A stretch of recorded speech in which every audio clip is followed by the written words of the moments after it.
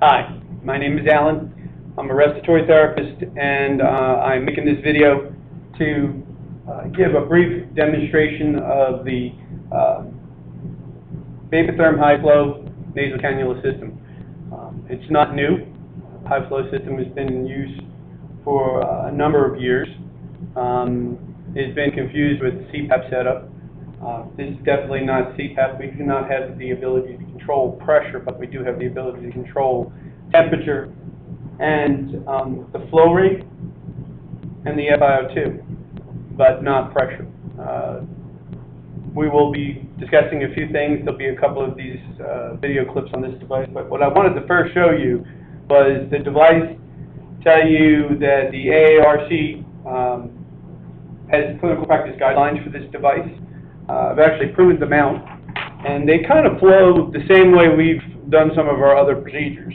You know, first off, you had to verify that you had appropriate order or you met the protocol at the hospital for a high flow nasal cannula. Were there significant findings in the chart that indicated that you should choose the high flow nasal cannula? This is changing. This used to be just primarily for neonatal population, moved into pediatrics. It's in adult care now. I see it as a very viable tool for the respiratory therapist for all patients, especially for a lot of our COPD patients who might return to the emergency room. That 30-day readmit criteria in which this might be one of the useful tools of helping the patients not have to be readmitted. But gathering the appropriate equipment, of course, you're going to need your Vapotherm unit. And you can see on the back here it has high pressure hoses, gas, and oxygen and air gas. It has traps here, and these traps here have to be changed every 6 months. In this area right here is the O2 fuel cell, which needs to be changed annually. It self-calibrates. It uses DISS connections here on the back, attaches to an IV pole.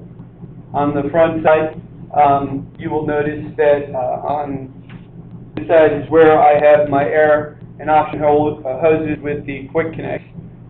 And I can hook those up into the wall, which is advised to do first before turning the power on. And the minimum gas source pressure that needs to be available for operating the Vapotherm is at least 40 psi. Okay? You do have an electrical source. Before you turn on the electrical source, you should plug in your power supplies. In the back part of the unit, you will see that there is a place where you can place your electrical cord. You plug it in, and it actually has a hinge in which you can then make sure it locks in place. So you attach your air and oxygen hoses first to a 50 psi gas source, minimum 40. Then you plug your AC power in. Now the device does have a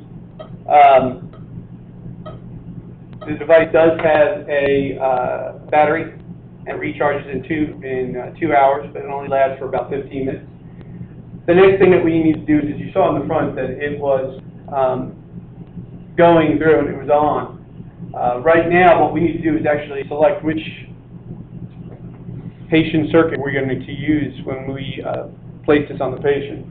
And they actually come and they can just use the Vapotherm system circuits for the patient. There's two parts to the high flow system. There's the main unit, which is this here, and then of course the patient circuit, which I'll be doing a separate video on. We're going to go ahead and use the high flow circuit. I'm going to take the high flow circuit, and it comes out aseptic technique. You will see that you have your patient oxygen delivery tube, and then you have the patient cartridge. Your patient cartridge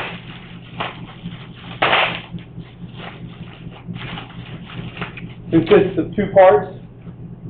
Okay? You have two parts. You have the cartridge, and this is the part that will tell you whether or not you are going to be delivering high or the lower flows for infants. It's pretty easy. They actually snap together. It's only one way it's going to fit. This area here is where you can clamp the bag off. This is where we're going to spike a IV bag filled with sterile water for inhalation.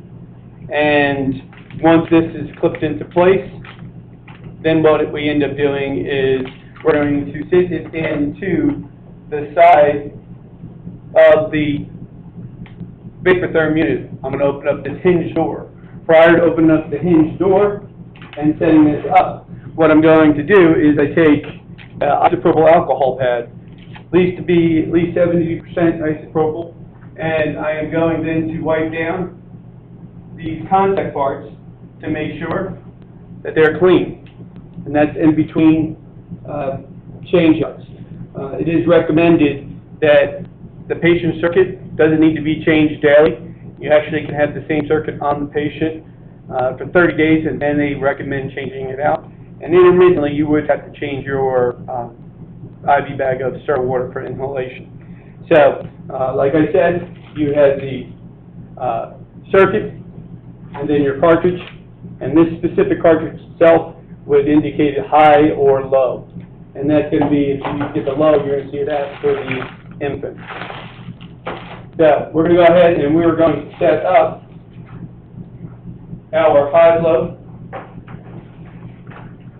And what I've already done is I've already spiked the bag, okay? And you'll see that this is a sterile bag. It's a sterile water for inhalation. You'd actually just hang that bag.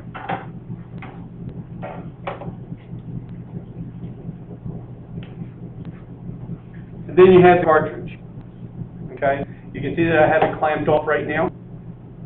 The unit auto turned off because we didn't have a cartridge in. We didn't have any settings set up at this time.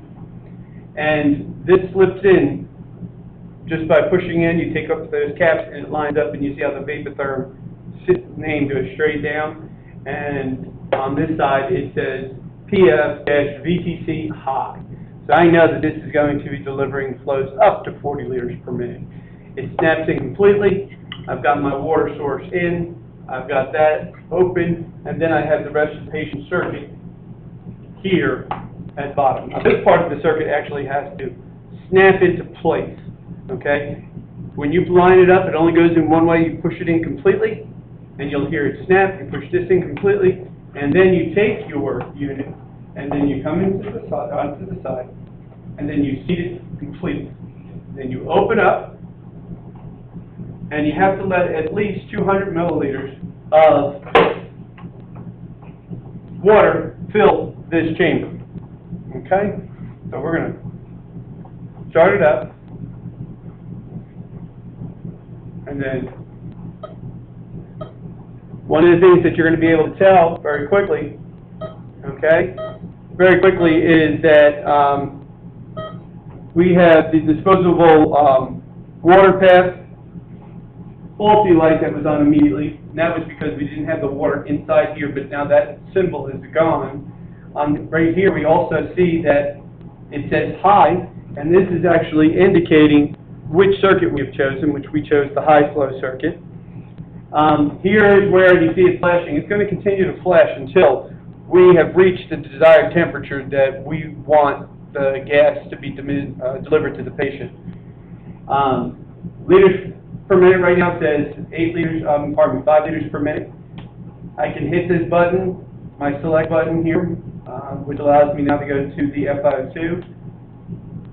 And you can see I can go up to, all the way up to 100%. Now my temperature, typically what I have said is for your adult population to keep between 33 and 35 degrees, possibly 37 degrees Celsius. It's going to flash until we reach that temperature, go through the circuit, and then we can set a flow rate. As you can see, I'm able to go all the way up to 40 liters per minute. And now all of a sudden, I'm getting the flow going through. Okay? There was a little bit of water in here when I had it set down. This is just for demo purposes. But what's really neat about this unit, okay, is you want to make sure when you initially set up, you plug in your two power sources, then you plug in your power supply, your AC power supply. You spike your sterile bag, make sure it's clamped off, seat the cartridge, whichever one you're using, the high or the low. They come in their own bag, complete circuit setup, and then you will set the whole full cartridge in place. You will open this up, and then you're going to let 200 milliliters of water go inside here. You need to let this run now for about 60 to 90 seconds, okay? You can press or rotate this here, okay? This is my control setting knob to illuminate the display. You can see how I'm changing from O2 to temperature to the gas flow. You'll see also down here, this is a green blinking light. That green blinking light is telling me that it's not ready to be placed on the patient yet. The only time you place it on a patient is when you have reached the desired temperature. Right now we are at 40 liters per minute. It is coming out pretty quickly.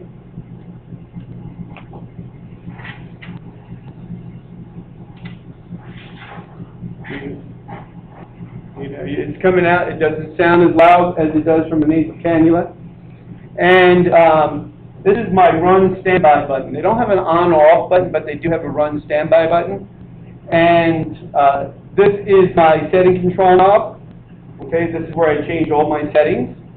Okay, and this is my alarm mute button. And the alarm mute, if we have high, low, and medium. If it's a high, it's only going to be silenced for approximately 5 seconds. If it's a medium, I think it's 15 seconds. And if it's a low priority, I think it's up to 2 minutes. But you should definitely address that problem and keep your eyes very focused on checking your patients with high flow nasal cannulas. Just because if the alarm's going off, it's very easy for someone to come over here and hit this button, okay? This one right here being my run and standby instead of the alarm. And if I hit run standby, the alarm will stop alarming, but now the patient's in standby not getting the flow and the oxygen. And so you can imagine what that would do. As this temperature continues to increase, you should still start feeling this circuit warm up all the way through. Okay? That's going to take a little bit of time. The green blinking light, like we said, is there because we haven't reached the temperature that we desire. You can see I can't go any lower than the 33. 40 liters per minute is the high flow. FiO2 is 100%. You can see how high we can go. Go up as high as 43 degrees Celsius. I would not suggest that. It has been instructed to me between 33 and 35. But we're going to say 33 so we can reach that as quickly as possible. You can see it is flowing. An amber light in this area here would indicate that we were in standby. And once this green light stops flashing, then I know for a fact that the temperature of the gas coming through is going to be at 33 degrees Celsius. It's going to be 100% humidified. It's 100% gas, and it's at a flow rate of 40 liters per minute. Okay, it's a very simple system. There are different size nasal cannulas that can be used. I got a couple right here. Here we got one for a small pediatric patient, and then this one here, of course, would be for an adult patient. When this circuit, you can start feeling it warm up. It's 29 degrees Celsius. You can hook this up, and you can see how it's flying around. I'm actually going to put this on myself. I'm going to change using the setting control knob. I'm going to change the flow. It was indicated to me, or what I have read, is to keep the flow rate for your adult patients between 15 to 25 liters per minute. I'm going to start at 15 and gradually go up. Right now we're at 30. Not supposed to put this on until it reaches 33 degrees Celsius. Okay? And that turns to just a solid green blinking light. But this is your cannula. Okay? It's not very difficult. Okay? Can slip, pull down, kind of like the other cannulas. You'll see the prongs. They're just like what we see with the reservoir cannula. We're at 31 degrees. But This is making sure that the setup is prepared. Once this gets to 33 degrees Celsius, I'll be receiving 15 liters per minute, 100% oxygen on the high flow setup, which is for my adult patients. As this is warming up, again, I'm just refer back to the data arc guidelines, which we get those from the AARC clinical practice guidelines. And you would do all the things that you would normally do if you were setting up oxygen on a patient. Going to the chart, verifying the order, verifying the name, patient identification number. What was the indication? Why are you doing this? Did you look at the labs? What was the reason that high-flow nasal cannula was the therapy of choice? You can apply the 3 W's. What's wrong? What do I do? And then when do I stop? At that time, you're going to explain to the patient what they're receiving. Talk to them about some of the hazards and precautions of oxygen therapy. Of course, there's no smoking. Absolutely no smoking whatsoever. Limit your electronic use of your use of electronic devices, and then to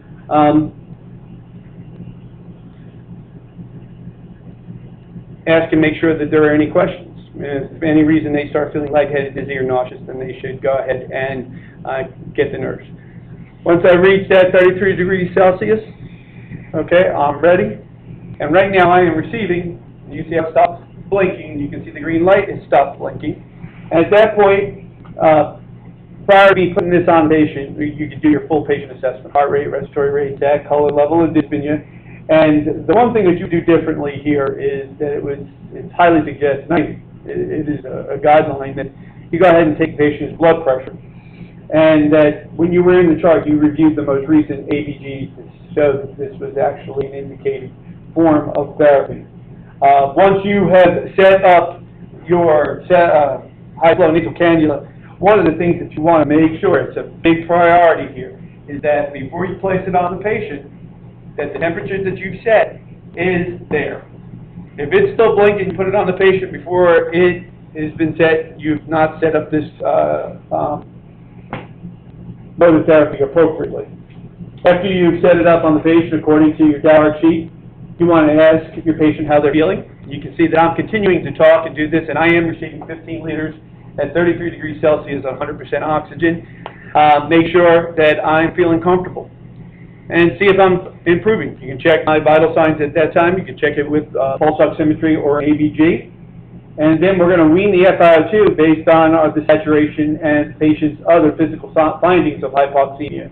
Any kind of work of accessory muscle use, cyanosis, diaphoresis, increased respiratory rate, increased heart rate. And if I have to do anything else, I can make these changes. If I see that the FiO2 can be decreased a little bit, I can bring it down, have a rate set at FiO2 of 50%. Click. Okay, making some slight changes. There was a little change in flow during that time, but you can see how it stabilized. Okay. At that point, if I needed to increase maybe some of the flow rate, I can increase the flow rate. Okay, now I can feel more flow, okay, but I'm now still getting 50% oxygen at 33 degrees Celsius, now at 20 liters per minute. Again, it was recommended to me that it be between 15 to 25 liters per minute. At that point, check with the patient, make sure that there is no other questions that they might have, and you will have to come back and check on your patient periodically. You can see that I have the flow bag, it's getting low. When you pierce this bag, you're going to go ahead and put your name and date it, and you're going to be checking on this patient. Patient should be on pulse oximetry continuously, and you got to follow your hospital guidelines. They've got a couple right here, and they're different. They use the same type of device, but they're a little different. So you're going to have some protocols at your facility in which you're going to follow. But the policy summary for this one here is, it says here, to provide guidelines when initiating, monitoring, and weaning a high-flow nasal cannula device in either the adult or neonatal population. This is going to provide supplemental oxygen all the way up to 100% with 100% relative humidity. It is used to decrease the work of breathing and increase that happens when a patient has an increased inspiratory flow demand. With higher flows, it creates a flushing effect inside my sinuses and the upper airway, and that helps me to stop rebreathing some of the carbon dioxide that I'm exhaling. Yes, this is where some people get mixed up, that this is CPAP. Some inadvertent PEEP is created, somewhere between 3 to 5 centimeters in water pressure is what I've read. But this device, it's kind of funny because in CPAP devices, we try to get the patient to keep their mouth closed. And this one, keeping the mouth open, is actually desired. So you want the patient to keep the mouth open to get to the appropriate physiologic balance for the patient. What are some of these indications? The patient will require higher flows and higher oxygen content than what's typically used in a nasal cannula. Or if the patient's on a non-rebreather, they're getting dry medical gas. This way we can give them 100%, and we can provide it that way. This can be provided with other means besides the cannula, which we'll talk about later. When a patient requires a device to improve gas exchange and to reduce work of breathing before utilizing some non-invasive means of ventilation. So this can be used as a bridge. And patients that require more flow than what the typical oxygen device that you're delivering is capable of producing to meet the patient's inspiratory flow demand. Contraindications for this device is pneumothorax, patients who are unable to maintain their own airway, patients who do not have spontaneous breathing effort. I mean, the patient has to be able to breathe on their own to use this. And anytime the patient has neck or injury which has not been stabilized. Cautions or hazards that you want to be looking at is look at the chest x-ray to initiate and afterward to see whether or not this is improving or if it's hurting the patient. Monitor x-ray for pneumothorax or hyperinflation. 3, insert a gastric tube if presence of gastric insufflation occurs, where the stomach becomes inflated with more gas because of the flow of gas. If we end up having too much inadvertent CPAP, supplemental oxygen given to patients suffering from poisoning or receiving certain chemotherapeutic agents, such as glycemine, may result in pulmonary complications. You got to remember that. O2 toxicity, pulmonary fibrosis, O2. We've talked about some of those basic things when we look at our basic oxygen therapy, which we'll be talking about too. Supplemental oxygen given to patients with congenital heart disease may also increase intra-alveolar oxygen tension and disrupt the pulmonary and systemic blood flow through the system. Now, that is just one policy, okay? And they go through the weaning protocol, but I wanted to give you a basic understanding of the device. It's on me right now, and you see that I'm tolerating it quite well. And we will continue to expand on this a little more. Before I would leave the room, I would tell the patient I would do their pulse oximeter, make sure that they don't have any questions or the family doesn't have any questions. I would check their pulse oximetry and tell them that I'd probably be returning back to do a blood gas. At that time, I would wash my hands, leave the room, and then I would chart all of what I have done. The patient's vital signs, their breath sounds, their blood pressure, pulse oximetry prior to setting them up, and then what their vital signs were, heart rate, respiratory rate, sat color level, dyspnea, blood pressure, breath sounds, and then what the settings were, and then what did I find when I did my reassessment of the patient when they were on oxygen. At that point, if I want to, I can go ahead and I can place the patient in standby. You'll see the amber light. Right now I'm receiving no flow. I can go ahead and clamp the bag because right now there is plenty of water going through, and I would take off the nasal cannula and I could put it back into a bag. This is where the patient would be, this is the end of the patient circuit, and this is the adult patient nasal cannula. I hope that helped. I'll be going through some more of this a little later, making some touch-ups, and thank you for listening.